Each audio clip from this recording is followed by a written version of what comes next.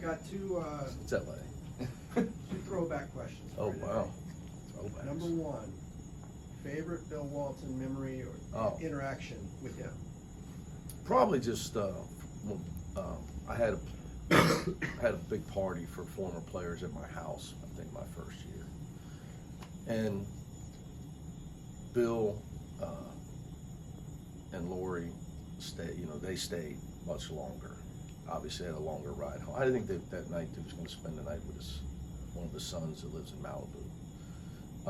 But anyway, he and Mike Warren, like, everybody left and they stayed, helped me clean up. We were sat around all night.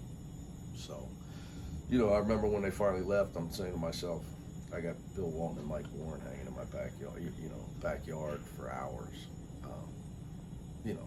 I'm a son of a high school coach. It's pretty cool.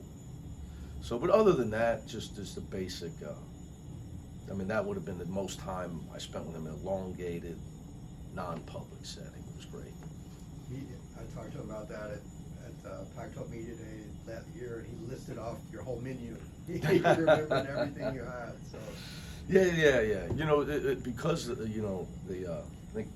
I think for UCLA people, I don't know about Lori and the family, but like for UCLA people, Saturday would the tribute be like our funeral, because we didn't get it, because he didn't want a celebration of life. You have to respect people's wishes. So, but it was, it's unusual when somebody passes that well, there's no funeral. Yeah. So how glad are you that UCLA is able to honor him? Yeah. No. Well, we appreciate Lori and the boys for allowing us to have the Saturday celebration. Okay. And then for our fans, something I know our fans really wanted. Yeah. Okay. My other throwback question. What do you remember about coaching victory number 1? You got to go back. I got the game story right here. There's a side note to that, because technically the exhibition win. That doesn't count, though. Yeah, but I played against my buddy Maury Hanks. It was my first exhibition win. Okay. So you've gotten 500 already. And they beat LSU, I think, the night before or something. It was back with those all-star teams. Yeah. So he kind of let me win. Even though we had a great team at Murray State, he just beat LSU the night before. He still tells me that I called the dogs off on you. But no, I think it was Wagner. Do you remember Mike Dean. What's that? Mike Dean. Yeah. He wore the glasses with the tint. It was like. Guess how many deflections? This was actually in the game. It was a lot. I do know that, because we were losing and we went on a big run. 47. And I remember Mike Dean telling me after he found me, he said, "Well, you're going to have a really good team." Now, he had been the head coach at Marquette when I was with Bob Huggins in Cincinnati, so we knew each other. I had a lot of respect for Coach Dean, and he's like, "I'm telling you, you guys are going to be really good." He was right. We had a great team my first year. Yeah. Veteran, older team. Yeah, you went on a 24-0 run. Wow. 47 deflections, 25 turnovers forced, 28 points off turnovers, and shot 9 of 17 from 3. So complete. Well, I'm telling you, I had a good team now. Yeah. We had a good team. So how? a lot of veteran, older players on that. We won I don't know. We won a lot of games that day. Yeah. So take yourself back to that evening. Could you imagine being here today? No. Take me back. You can imagine being the coach at UCLA? Yeah. No. Back then, I think when you're young, you're just thinking, can I get a job, make enough money, before I get fired? At least that's how I was. I think some people maybe have different outlooks. We all have different brain wires, right? So it's just, how do I survive? How do you survive? We got a good team. These guys are going to graduate. And back then it was, you got to can we recruit good enough players behind them? Because if not, you're going to get fired. That's just how I've always operated. You're either getting extended or extinguished in that profession. So, no, the answer is no. You probably know why I'm asking this, right? Because you're on the verge of this Well, that's because I wouldn't have known that other than I asked my dad why he was flying in for this game. To which he gave, he said, well, if you don't have a great relationship with your dad where you make fun of each other, I feel for you. So I have a awesome one. Although his flight's already delayed because there's no direct from Cincinnati today, so I think he snowed in Detroit. But anyway, I think he's like, you genius. He was making fun of me. He goes, well, you're a real genius, if you win what it is. And I was like, that, no, I did not know. And so he put that on me. What does it mean for him to come out for this game? Look, he's 83. You get to a certain point, that, and I don't know where you guys are, with your father, the fact that he's alive is a gift. So although I pay for everything and have for about the last 15 years, which is an honor to be able to pay your dad back.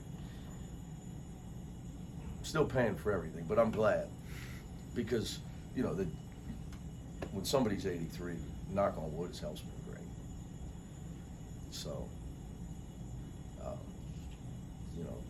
I look forward to calling him every day. I'm driving over the mountain, Paul with a pass. I get to hear him. But yesterday he sent me the picture. There was complete snow in Cincinnati. He's like, he goes, the fact that he can take a picture is on his phone. No. So anyway, happy. But yeah, that's why I was wondering why he was coming for this one and not for the Michigan State game. Yeah. Is there a single, just one big important lesson he's imparted you, just from a coaching perspective? From coaching's perspective, yeah. When you're a high school coach, you don't coach for money. It's all about relationships and teaching, and that's what coaching used to be about. I try to hold on to that, and I know people at times think, "Man, this guy's hard on his players," or this. I try to be a truth teller because I want these guys to grow up because they live in a fantasy land. And it's not their fault. I know people say, oh, he calls his players delusional. It's not their fault. We have created the fantasy land, the commercialization of youth sports, pay for play, and all the money and branding that surrounds this whole thing. It puts them in a fantasy land that's not going to be there for them when the ball stops bouncing. And that's what I try to prepare them for. What's it going to take for me to hire you someday? Are you going to be hardworking enough, dependable enough? Are you going to have life habits that are going to stop me from hiring you? Are you going to have the work ethic and character? Because even playing basketball is a job. So that's what my dad was about, and that's what I try to be about. And I know sometimes people look and be like, well, guys ain't gonna want to play for him because, well, and that's okay. That's okay because there's a second side of people in our business that aren't about. They're not like that. They're not going to tell guys the truth because they want to be popular for recruiting reasons and media reasons, and they think it helps them, but they have no substance. And I sleep well at night. And I'm not always right. I'm sure sometimes I say things I'd like to have back, or I'm harder on guys, but whatever. But I know when I sleep well at night because I know I care about it. And I got that from my dad. This time of year, a lot of coaches are shortening rotations or cutting things down. When you have a guy like Trent who's kind of maybe trying to deepen hours. Yeah, surging at this point. How do you balance that with kind of, keeping a regular rotation? Playing. I mean, like I said, you obviously don't like cold weather. You didn't make the trip. Yeah, definitely not. Or Tracy's just too cheap to pay for it. Ben and I were talking after the game, and I told him, I thought I should have played him more in the Illinois game. We should have went smaller in that game. So there's just opportunities. It's obviously there's only so many minutes. It's tough, yeah. but I think what I try to do is, you know, as you guys know, I always say, is you gotta improve. Win or lose, how do we improve? How do we improve? And he's a guy that's a really good player that can be a huge factor for us as because his off-the-ball defense and his intelligence is great, that getting him to be a factor for us, because he's got it in him, is something that could really, really help us in March.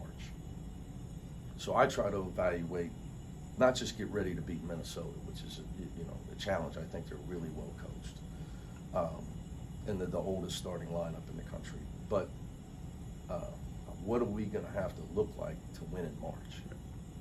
And you know, a Trent Perry that's a big factor for us makes us a better team and gives you another weapon. What are the spots you feel he's flourished in? Well, stuff that people wouldn't notice. He is great as far as his off-the-ball defense, his scouting report, adherence. He's improving on the ball, and his just understanding of what we're trying to do. He's still getting tougher with the ball versus college players that are 4 or 5 years older than him. He's getting better with that, and just continue to work with him on his shooting and making sure he's getting his elbow, lifting his elbow and shooting the ball with arc. He's also a weapon late game. If he gets to a point where he can really take care of the ball, because he's an elite free throw shooter. If you look at their state championship game last year, it was a big piece of.